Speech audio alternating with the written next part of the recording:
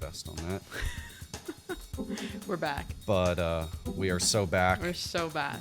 We after our CinemaCon induced coma. All of that news and stuff, which is funny because it's that was like all the way back then. It feels like, I mean, that was like March, April. Yeah, It was April. I think it was actually. April. So we've been at a bit of a lull for the better part of a month. But we're back and better than ever.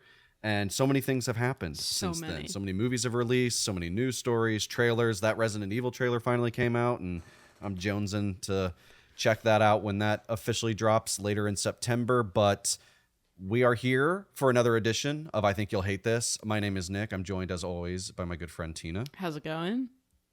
Yeah.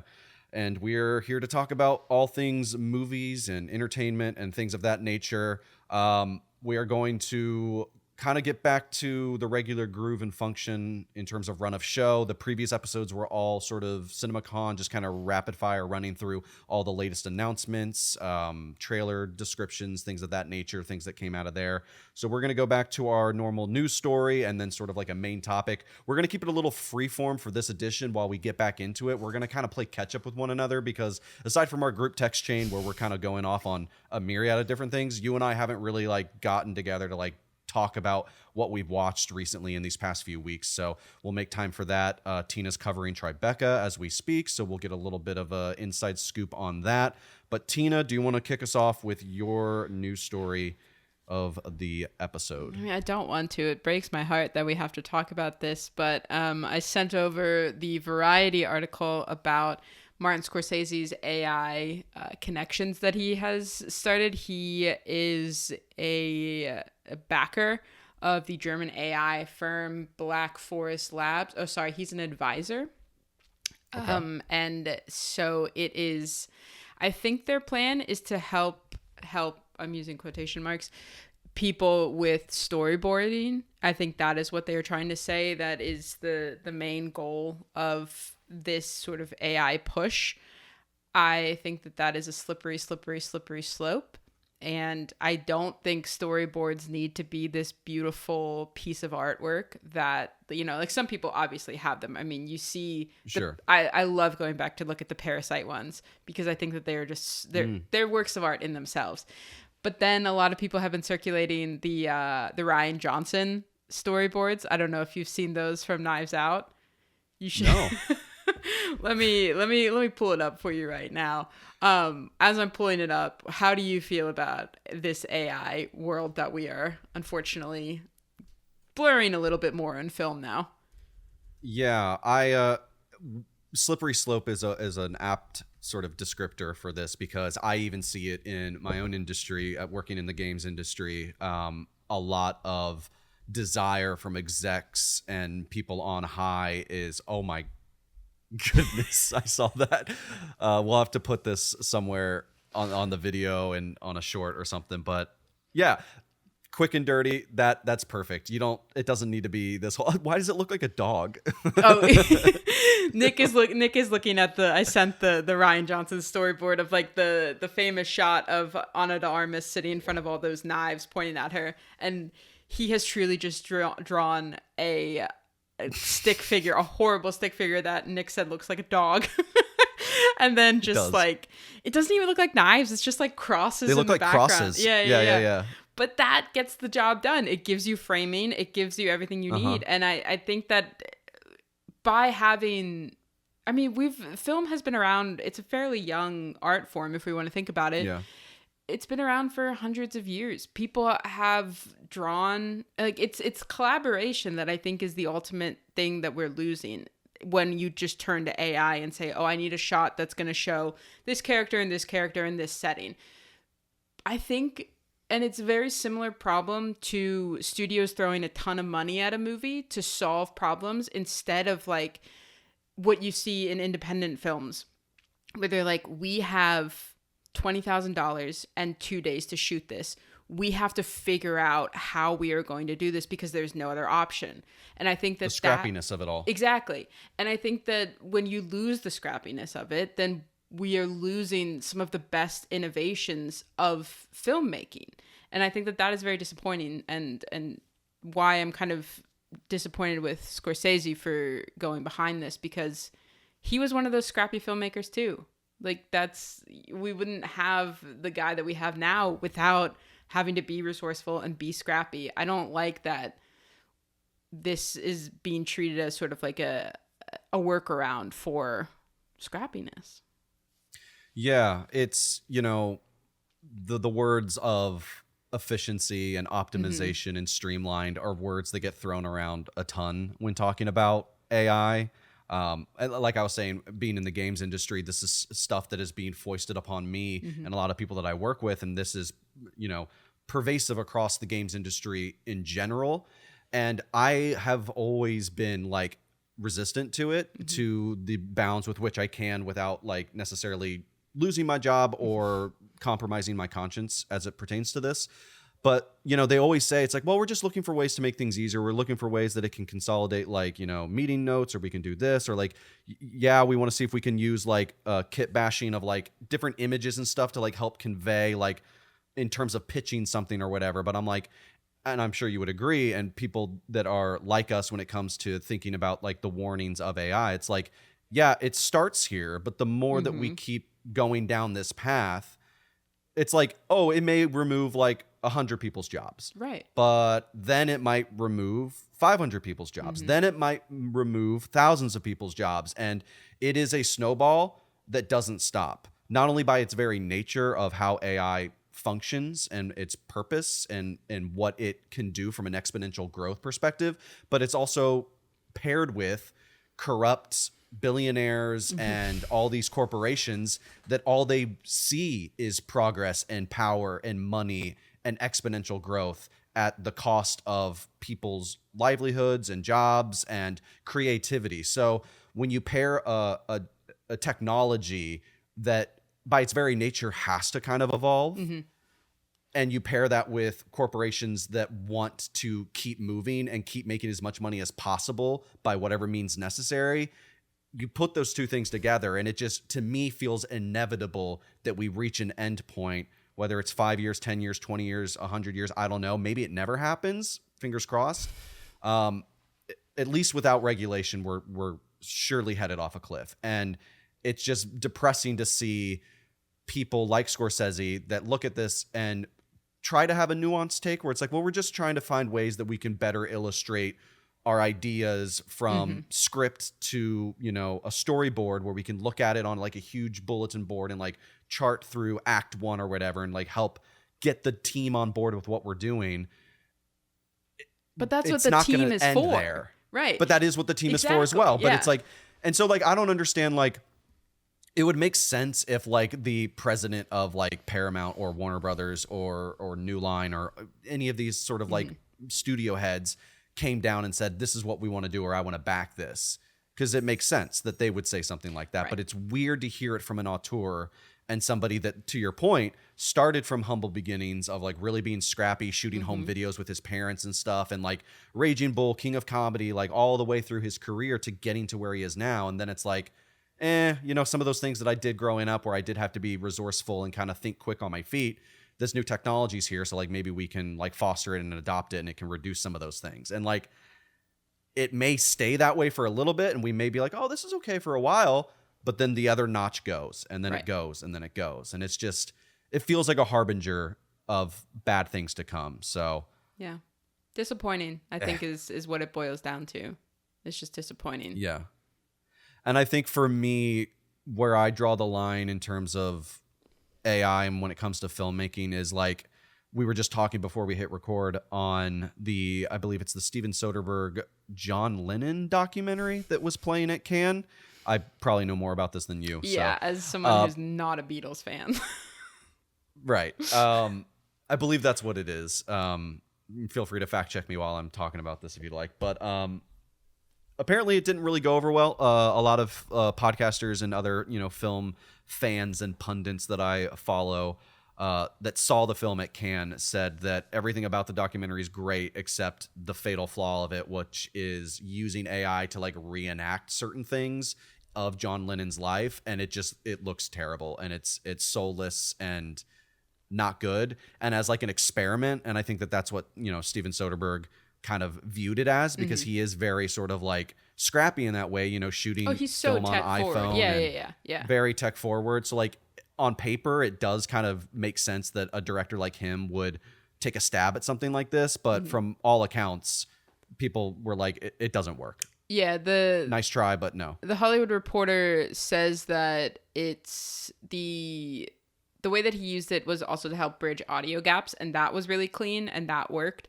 And I think that's probably because John Lennon has so much, you know, audio that you could file into this thing.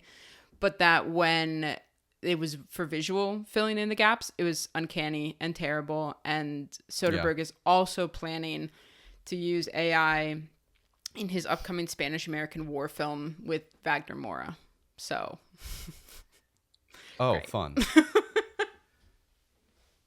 Awesome. Yeah. Well, segueing away from some pretty depressing and dystopian news, let's quickly just touch. I'm usually not too in the weeds on box office analysis. Frankly, I don't particularly care too much, other than like big flashy headlines like the one that we're talking about right now, which you don't even need to get into the weeds in terms of like, oh, a 70% drop over weekend 3. And like, how does this affect in foreign markets? Like, I don't care about all that. I just care that good movies make money and people recognize it, and it emboldens studios to take chances on emerging artists. And that brings us to our discussion here.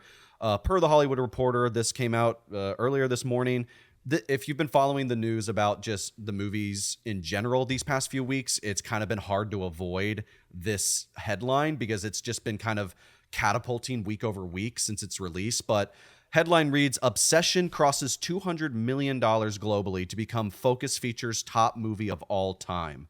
Curry Barker's horror hit has legs like only the rarest of movies, declining just 7% in its fourth weekend.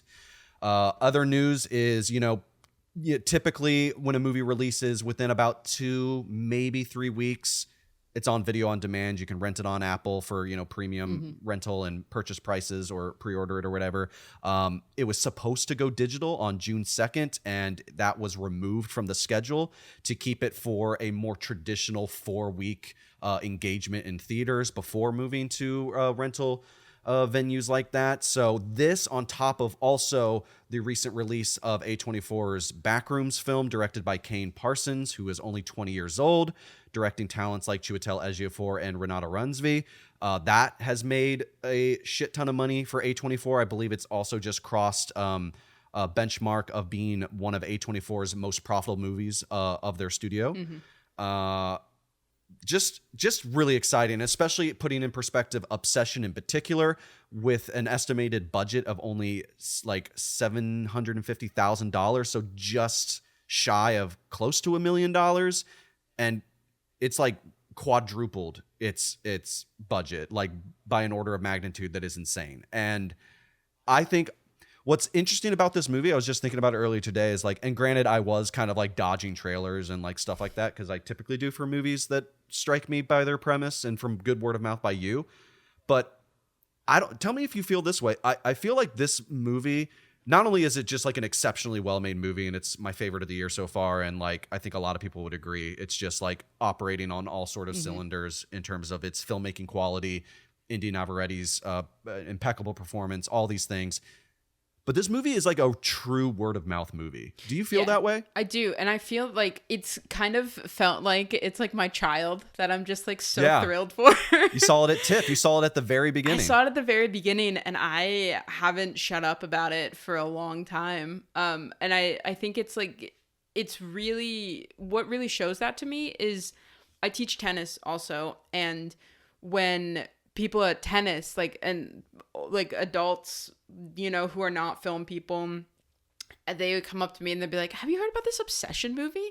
And I'm like, oh, okay, so it's breaking through to this different level that I wasn't expecting. And even people, like my friend just saw it for the first time last night, and she doesn't like horror movies. And I was like, okay, so it's also breaking through that level. And it's, I don't know, it's cool that it feels organic in a way that doesn't happen that often. Like even with something like Backrooms, I feel like it wasn't as organic as Obsession, because Obsession started with nobody behind it, with just like to even get into TIFF like that, I think is extremely impressive. But I think that, yeah, it's kind of thrilling. And I'm really enjoying seeing, like, Indy was on some late night talk show the other day. And I was like, oh, She was on Kimmel or Fallon, I believe. and I was like, oh, that's so, it's very cool. I think it's awesome. I think you're totally right, because I have also, like, in my own circles, like, people reach out to me saying, like, oh, I've seen it or whatever. Like, my parents have asked me about it because they know I've seen it a couple times or whatever. And, like, I think you're totally right, because, like, unless you are, like, a Curry Barker fan, and I believe his YouTube channel name is This Is a Bad Idea or something like that. So his little sketch comedy, and, like, that's where he produced Milk and Cereal with his partner, Cooper Tomlinson. So unless you're, like, super, like, on that wavelength, which I'm sure there is, like, a percentage of the audience that is coming from there. But to your point, comparing it to Backrooms, which, you know, you can compare these two in a lot of ways, and then in other ways you can't. But, like, in one way that you can't really compare these two is that a lot of the turnout for Backrooms is those fans and those Reddit and, like, forums and creepypasta, like, deep divers that, like, really enjoy the lore and world that Kane Parsons has fleshed out of the Backrooms. And I think a lot of that helped propel a lot of the attendance and box office returns on that movie in particular. And I just think that, like, it's super cool that this movie has really just over festival, starting at TIFF, going to Fantastic Fest, South by, Beyond Fest, just various different areas with which it's just continued to, like, embed itself with an audience, and then that splinters out, and then another one, and then that splinters out. And then honestly, whether it's the billboards, it's the Nikki texting you thing, and, like, some of the other marketing that they've been doing is, like, super smart and, like, really well done. And I just think across the board focus, and to whatever extent Blumhouse was, like, tied to some of the marketing, like, I think everybody needs to be, like, looking at this and taking hopefully valuable lessons from this and applying that forward. Now, what I will say is that I don't know how much we should expect something like this to happen, because it does feel very much like a lightning in a bottle situation.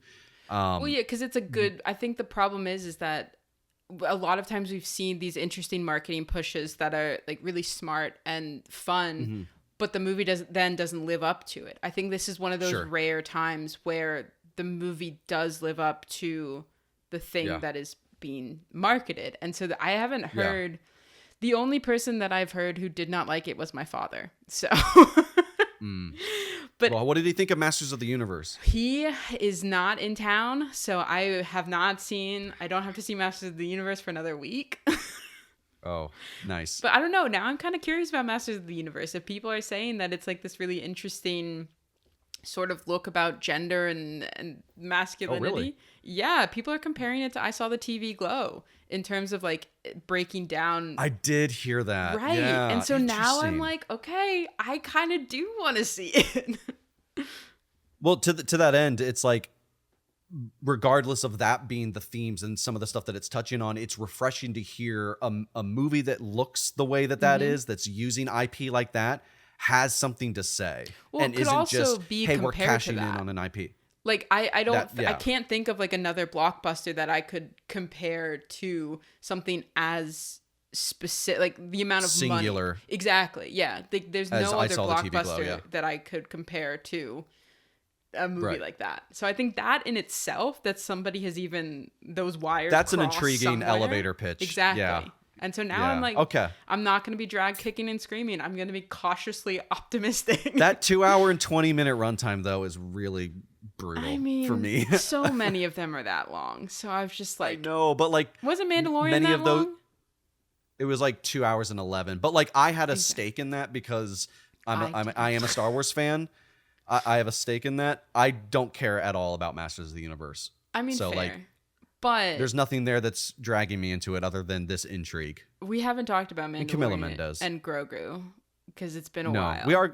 We should get there. So just to kind of recap, though, I guess now that you're bringing it up, one thing to mention about the whole obsession thing is I'm pretty sure that Obsession and Backrooms have, like, continually kept Mandalorian and Grogu in third place. Yeah. Which is kind of cool. Is astounding. Yeah. no other time prior to obviously Rise of Skywalker coming out would that ever have happened. No.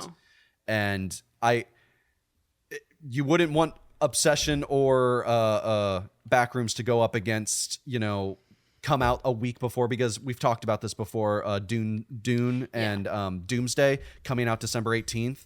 Jumanji 3, I believe, moved from December 11th into like a Thanksgiving November timeline. So I think that December 11th weekend is wide open, but like you would never see Obsession dropping in December 11th and competing against those movies. Like that just would not work. And that is what Star Wars was like for quite some time. So it's fascinating that, what is it, 9 years later? Good Lord, since Rise of Skywalker came out, that we get this new movie. 7. And okay, you might be right. I think it hit right before yes, COVID. 7. Yeah. Correct. Yes. 2019. I don't know why I'm trying to give myself more, aging myself more faster. But yeah, in any other world, that would not happen. Mm-hmm. And I think that Disney should be scared in terms of like how audiences are taking to Star Wars these days, and they need to be a lot smarter with their deployment. I think that they maybe need to take a break a little bit. Mm-hmm. And for me, all eyes are on Star Wars Starfighter next year, because as far as I'm concerned, there's no recognizable characters attached to it in terms of like the Star Wars lore. Stars Ryan Gosling and a young boy that he kind of has like this mentorship thing with him, directed by Sean Levy, which is kind of like a beige flag, if not red flag for me. I think you would agree. But Definitely. and Amy Adams is in it, and some other, I think Mia Goth is also in it. So yeah, like some interesting folks are in it. So, and coming off of the success that Project Hail Mary is, I'm hoping that the audience shows up for Starfighter and that it also delivers. So we will check in with Star Wars next year and see if they can muster their way out of this. But it's really cool to see a movie like Backrooms and Obsession just absolutely pimp slap Mandalorian and Grogu. But speaking of Mandalorian and Grogu, let's get into it real quick. So like I said at the top of this episode, we're going to kind of just like rapid fire talk about some things that we've seen in the intervening weeks. We'll kind of ping pong back and forth our thoughts. I do want to hear a little bit about your efforts with Tribeca, because I have started to see some people like tweet, react to some movies that are playing. So I'd be curious if you've seen any of them. I should also pull up the lineup myself just to kind of refresh my mind. But let's talk about Mandalorian and Grogu. I want to start with you as somebody that has no you haven't seen any of the Mandalorian series. No. Okay. No, have not touched that with a 10-foot pole.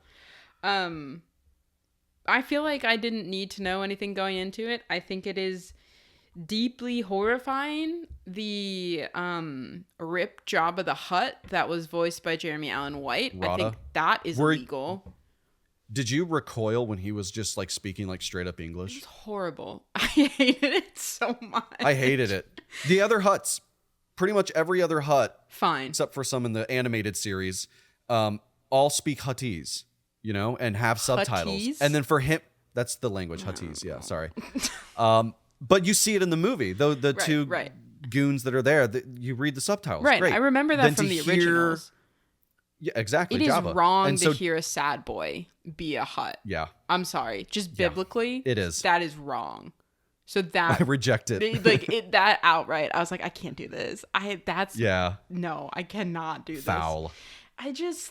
I think they should have been brave, and I think they should have killed him.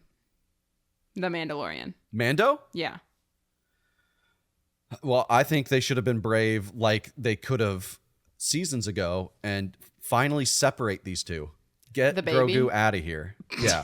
So if you don't know, at the end of season 1 of Mandalorian, not drop the Grogu, Luke Skywalker, a de-aged Mark Hamill shows up. Okay. Not really that great looking, but basically Grogu kind of has this like calling out to the Force, like trying to find other Force wielders, and Luke Skywalker's the one that shows up and like helps rescue him. And it says, hey, I'm going to take him and I'm going to train him in the ways of the Force. And it's this like beautiful like moment. Pedro Pascal takes his mask off, his helmet off, and says goodbye to Grogu. Yeah. And it's this beautiful, poignant moment. And then season 2 comes back and it's like, never mind, we're going to bring Grogu back. And then we got 2 more seasons of that, and then a movie. And it's like, and then this movie just spins its wheels for 2 hours and doesn't go anywhere, and then it's just over. Yeah. Can we talk about what the hell Sigourney Weaver's doing in this movie and how unhappy it feels like she's like being held by gunpoint to be in It this? feels everybody is deeply unhappy to be in this movie. I would have much rather. I like the freaky little dudes who are friends with Grogu, who are like, oh yeah, hey, baby. I don't know what they're called. I don't know who they are. They are they're called Anzellans. Okay. I like them. They were first introduced in Rise of Skywalker. One of them was named Babu Frick, so everybody just calls them Babu Fricks. So when they show up, it's like, oh, the Babu Fricks. I like them, but I couldn't help. I want it to either be like a collection of freaky little dudes, like with Grogu, and like it's just like the adventures of the freaky little Muppets guy, or it to be a sort of like actual bounty hunter crime movie. I don't like this crossover at all. Yeah, I agree. I mean, some of the more delightful moments for me were the moments when it's just the puppets on screen and it's very clearly like hearkening back to like, you know, maybe even like Henson stuff with like Labyrinth and things of that, and Dark Crystal, which I found like really delightful. Right. I couldn't help though when watching the little Babu Fricks, the Anzellans, when they're running around and like talking like that. We're like, oh no, baby, oh big pipe. I love it. It felt very Minions though to me. It felt like, oh, Star Wars found their Minions. Well, as somebody who is excited to see Minions versus monsters, what can I say? Are you only excited about it because it is like sort of homaging to like cinema in some respects? Yeah. Because that's my attraction to it too. Because I haven't seen any of the other Minions. But the fact that they're trying to create like a monster movie or whatever, I think is like really cool. And they're like going back to like 1950s Hollywood era stuff. I'm like really into it. Yeah, I'm more inclined to check it out than maybe I would on paper initially. So, but yeah, Mandalorian and Grogu. We don't need to spend more time on it. We all know that it's not. It's creatively bankrupt. It's gross to look at. The fighting sequences between the Hutts and and they're just like withering around. It's a gross movie to look at. Horrible. They were not meant to fight. I wasn't meant to see them fight. This is just everything about this is just like fundamentally wrong, and I hate it. The movie could have been an email. Is how I feel about it. It's like just give me the cliff notes. What's been going on with them? Yeah, Grogu and Mando are still at it. They're still at it. Yeah. Not great. It's not going to win any awards in my book. No. So, did not care for that. Did you see Pressure yet? I did not. I was very curious about it. But it's been between covering Tribeca and then my dog's tooth surgery. I haven't really been. Oh, and then also covering a bunch of tennis lessons for somebody who is working the French Open. My time has been booked and busy recently. So no, I have not.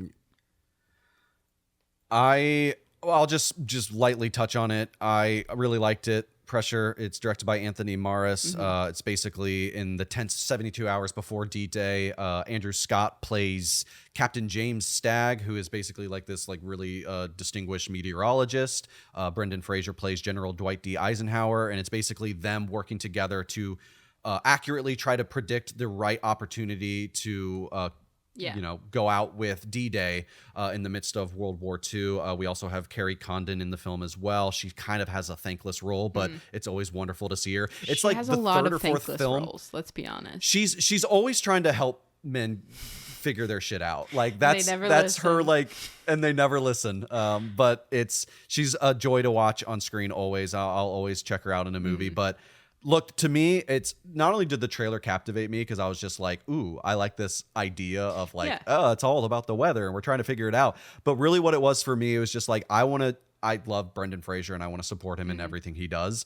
And then also Andrew Scott. I think you and I have a shared admiration for him, and he's phenomenal in this movie, as I'm sure you would expect. Yeah. So for nothing more than to watch Brendan Fraser and Andrew Scott go at it, and Carrie Condon being the wonderful Carrie Condon that she is, like, this gets a huge recommendation in my book. I really, really liked this movie. Yeah, that's one that's on my list as soon as I can get back out there. Something that I've seen that you haven't that is huge that I would push is Caroline. 100%. The Samara Weaving, Kyle Gallner movie. about like modern-ish Bonnie and Clyde. It's Okay. gosh, it's so good. The two of them are so good together, and I feel like it's just like these two people who by chance meet, and then they kind of start escalating their series of cons that they do until, you know, things, I'm not going to spoil it, but I compared it to Bonnie and Clyde, so you can fill in some things. But what I think I really enjoyed about it is not just the chemistry between the two of them, but this felt like Samara Weaving getting a chance, and maybe it's like my first time that I haven't really just seen her covered in blood, like primal screaming, you know? Mm-hmm. Like even in Over Your Dead Body, she still has that sort of, you know, like wink and a nod, like, you know, sort of quippy, covered in blood aspect to it. This felt like it was more toned down, more realistic, still has like highs that are, you know, not just like your regular drama film, but it felt more grounded. And I really liked seeing her in that way. And I really liked seeing her and Kyle together like that. And it's just, the soundtrack of that movie is beautiful. Like not the score, I don't mean, but like the songs that they use in it too. Okay. Gosh, they're just so good. I need that soundtrack stat. Man. Yeah, I saw you tweeted something or posted something about the need that soundtrack. And so soundtrack. like I'm always intrigued when someone talks about either like a score or a soundtrack Yeah. being like really like helpful and beneficial to the movie Yeah. and being like a real standout. So like I was actually, while you were describing it or whatever, I was looking up showtimes, and there's none for me tonight at my local AMC, and the only one tomorrow's at 1:50, like smack dab in the middle of the day. So like I will have to, you know, do my best to try to get out to that hopefully this week before it leaves theaters, lest I have to wait for streaming and yada yada. But definitely interested in it. I like Samara Weaving a lot, and Kyle Gallner is always a good guy to catch in a movie. So You see happy to check it out. Dinner in America, the director's other movie? No, I've heard great things about it though. I was not a fan of Dinner in America, but I adored Carolina, Caroline. Yeah, you sure did not like it. I'm looking at your 1.5 star. But hey, it's a Don't good thing out to me see like that that. this guy was able to rebound. Dude, this Just is for me you know, a great personally. segue. Great segue. You didn't like Dinner in America, but you liked Carolina, Caroline. True. You didn't like Sorry to Bother You, but you liked I Love Boosters. Let's talk about I I can't Love believe Boosters. we haven't talked about I Love Boosters. We have not. Oh, man. Can I just say before I'm not going to spoil anything or whatever, but like I'm really shocked at like how you were like welcoming of this movie's craziness, because it was much more than the Booster? Or creature. no. This was way more grounded in like an odd reality compared to Sorry to Bother You. 100%. 100%. I don't know. I mean, we can't, if we're not spoiling it, we can't get into it. But I do feel like it was more restrained. Even if the things were stranger that happened, this felt more What do you restrained mean and by more that? cohesive. I'm curious. What do you mean? What do you mean by it was more restrained than Sorry to Bother You with the horses? It felt like it was laying crumbs earlier and more productively in I Love Boosters. Okay. Whereas Sorry to Bother You just felt like they were writing a certain narrative, and then they got to a point suddenly, and we're like, well, we don't know what we could possibly do from here. Let's just invert it and go nuts. Whereas this one, the breadcrumbs were there from the beginning, and I like that. Interesting. I'm definitely looking forward to another rewatch of I Love Boosters. I really liked it. It's going to be somewhere in my top 10, I'm sure. It had a sort of playfulness in terms of like, it felt very Pee-wee's Playhouse in some respects, in terms of like the production design, the costuming, the miniatures, and the way that like characters like ran and stuff. And it felt very like almost Looney Tunes in some respects. I knew I really was going to like the movie when you go the first time to Demi Moore's office, and everything's like, slanted. Yeah. And it's this extended sequence of this patron, this coffee barista girl coming in and trying to like set up her station in her office.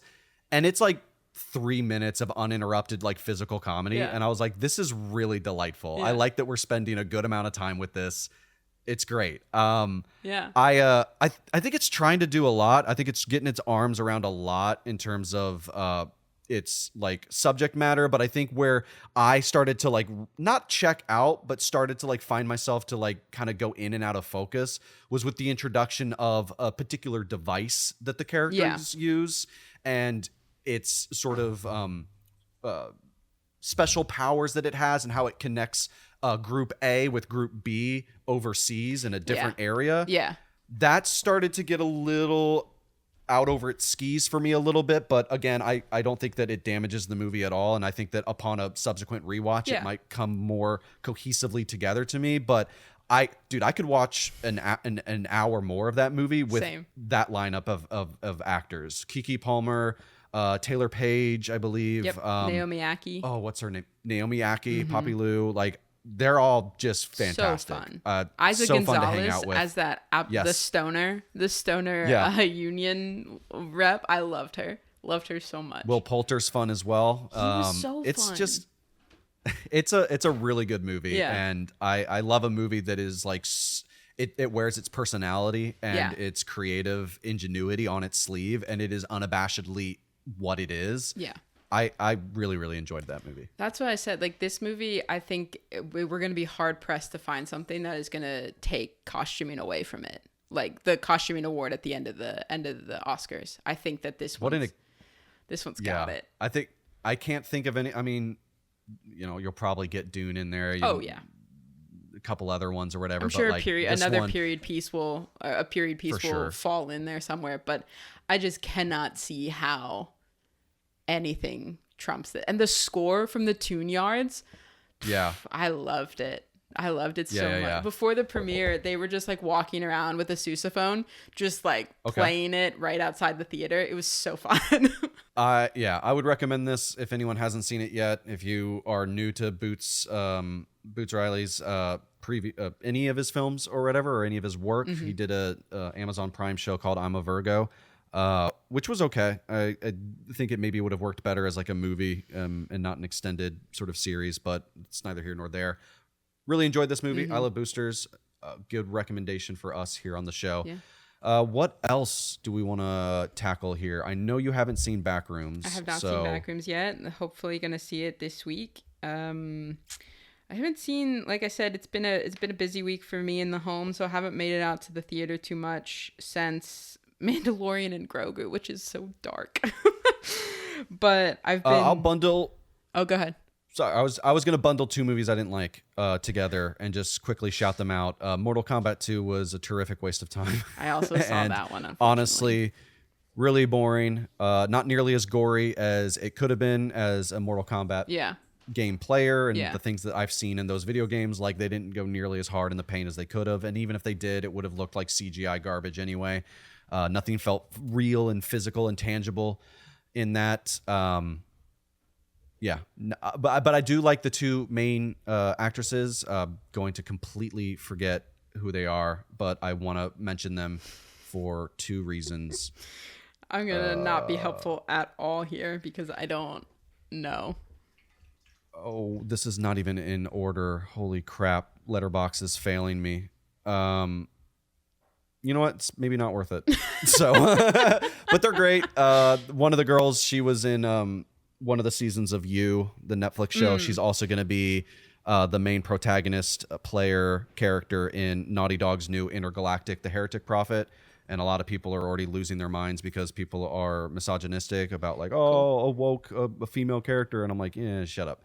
But she's great in this movie and fun to watch. The other movie I saw that she plays, she's the bald chick that's friends with the, or she's like not friends, but she like guards the one girl. Oh. Do you remember that? Yes. Those two characters I like. I like them. Yeah. They were the strongest part of that movie. Correct. Yes. So like them both. Another movie I did not like that I saw recently. This is probably one of the more later releases. I saw Scary Movie. Oh, you're so brave, Nick. I am so brave. But here's the thing. It's like it's the first Scary Movie in quite some time. Parody movies, I feel like, have started to percolate more recently, and I think a lot of them are courtesy of The Lonely Island, Akiva Schaffer and Andy Samberg and those cats, whether it's The Naked Gun, Popstar, Chip and Dale even, which is a terrific movie that they did. Love all those. You got 2 out of 3 on me for that one. That you liked or that you didn't like? That I liked. Which ones did you like? I'll let you guess. Like a game. Popstar? I like Popstar. And Naked Gun. You didn't like Chip and Dale? Correct. Okay, that's fine.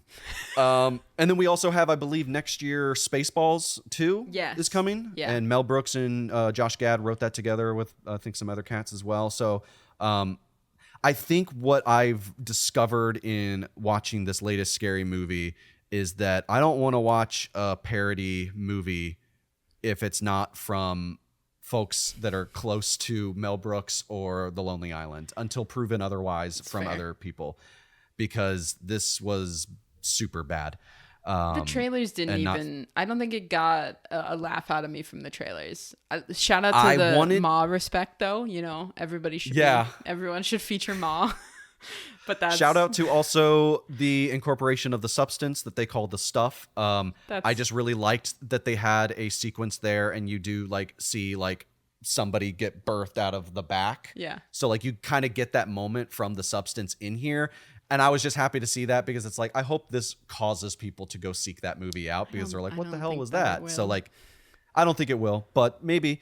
I really just wanted to watch it too, because it's the first one they've done in quite some time. They kind of fizzled out with these type of parody movies like Epic Movie and Superhero Movie and all that garbage. But there was so much like horror material that's come out since the last Scary Movie that I was genuinely curious on how they're going to incorporate certain things like long legs and like the weapons and like Sinners. It's like Sinners came out last year. How quickly did you guys jump on this or whatever? Last thing I'll say about this is there's a sequence that parodies K-pop Demon Hunters, and it is absolutely abhorrent. I hated it. Not great. Would never have guessed that. Never in a million years. Well, I won't be seeing that, so I'll never know. Let's do maybe one more movie that we could potentially talk about.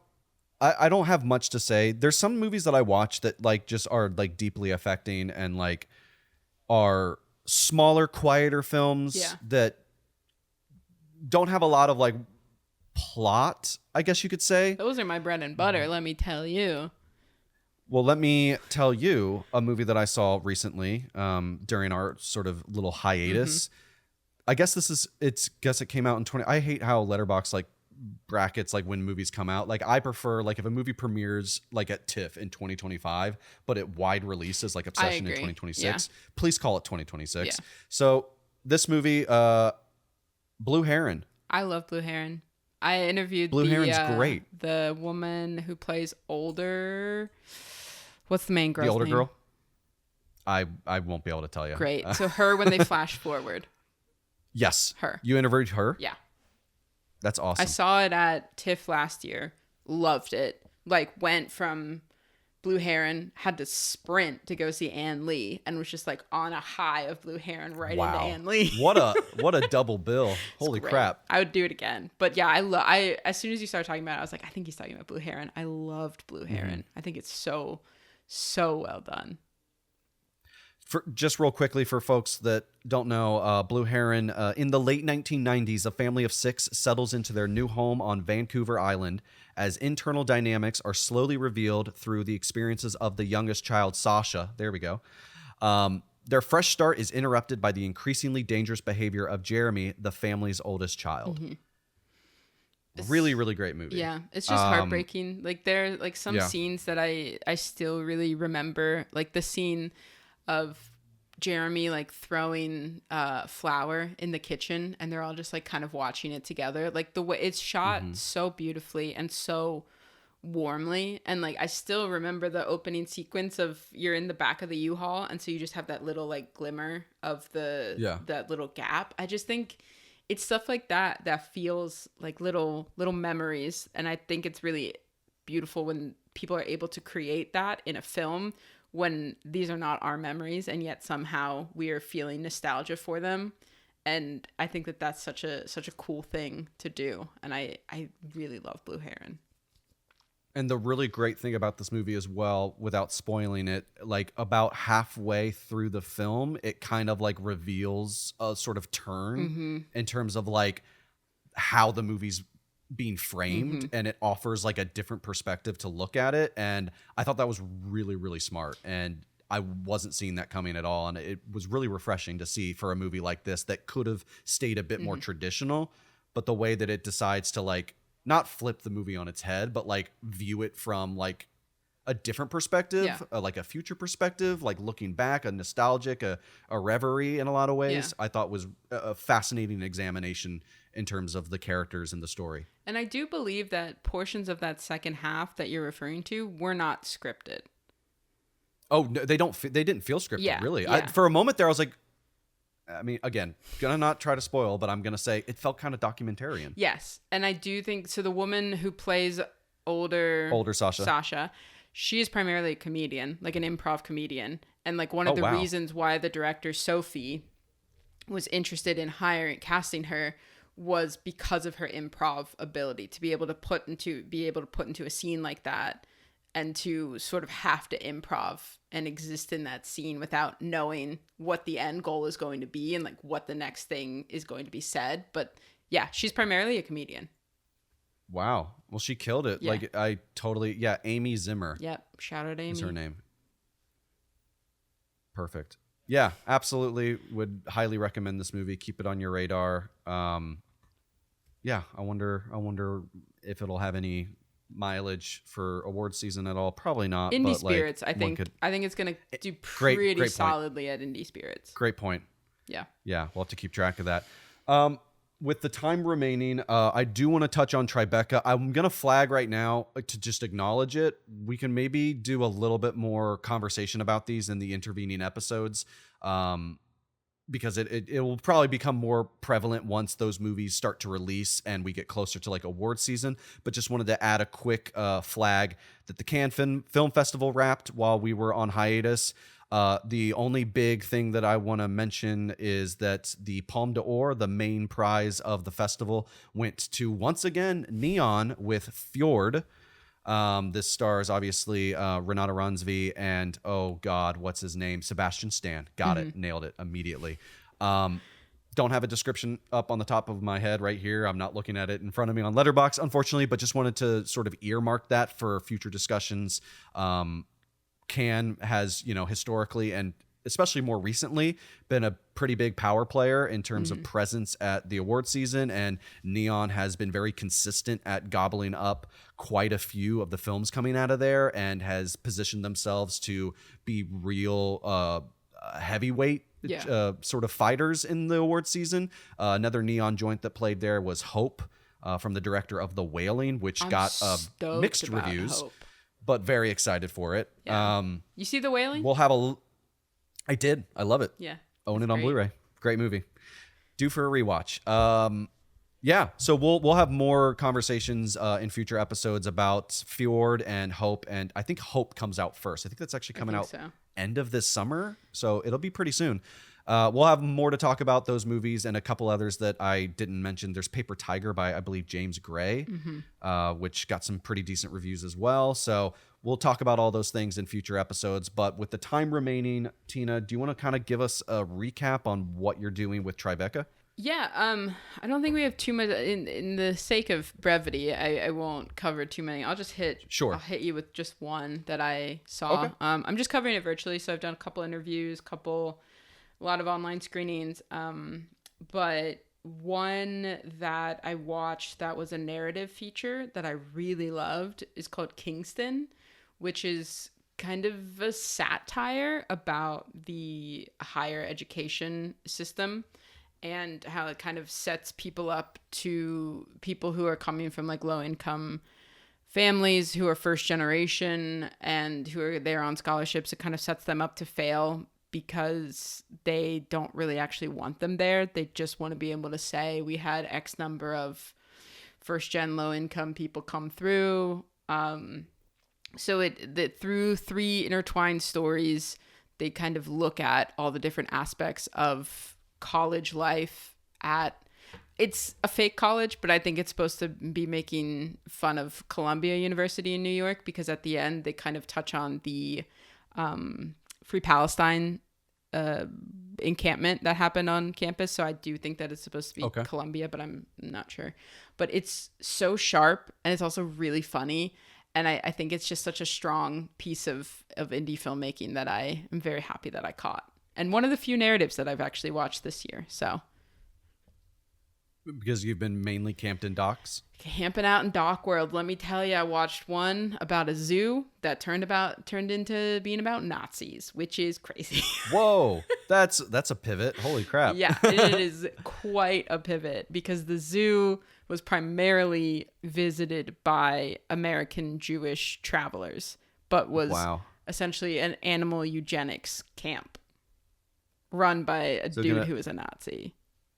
So you start with We Bought a Zoo and then segue into that movie. Yeah. Perfect double feature. Perfect double feature. When are you done with Tribeca? I think next week, and then it's kind of rolling right into DC Docs, is I'm also covering. Okay. Yeah. So we'll maybe put a pin in this and kind of get more updates from you on other films that you've watched at Tribeca, kind of looking back. We'll do it like a roundup like we did with Sundance and Slam Dance and South by, all that good stuff. But yeah, I think that'll do it for us. We're like we're about to kiss an hour. We're getting close. So we should take the time. A little close kiss. Just a little close kiss at that hour mark, trying to get in and out for you all today. Thank you guys so much for watching or listening wherever you are. You can do it on all the platforms. We're on Spotify, Apple Podcast, Amazon Music, iHeart, all the places that you can get podcasts. We're on YouTube as well. You can follow us there. Make sure to like, share, and subscribe. On socials, where we're active, we're primarily going to be on Facebook, TikTok, Instagram, and Blue Sky. The description below will have all the handles and links that you need to find us there. We'd love to hear from you guys. If there's anything you want to talk about, let us know what you think of the show. Happy to chat with you all there. And Tina, is there anything else you'd like to say to the kind people? Go see a movie. Disclosure Day's coming, boys. Oh, gonna sprinkle a little bit of that Coleman Domingo in my Spielberg. I see that Thursday. When are you going? I haven't booked tickets yet. I don't tell my dad, but I might see it before he comes back. Oh. Well, hopefully he's not listening to this. I hope Please not. Don't be listening to my this. mom probably will be. Uh-oh. Well, thank you all again for watching and listening wherever you are. This has been another episode of I Think You'll Hate This. And until next time, go watch a movie. Go watch a movie.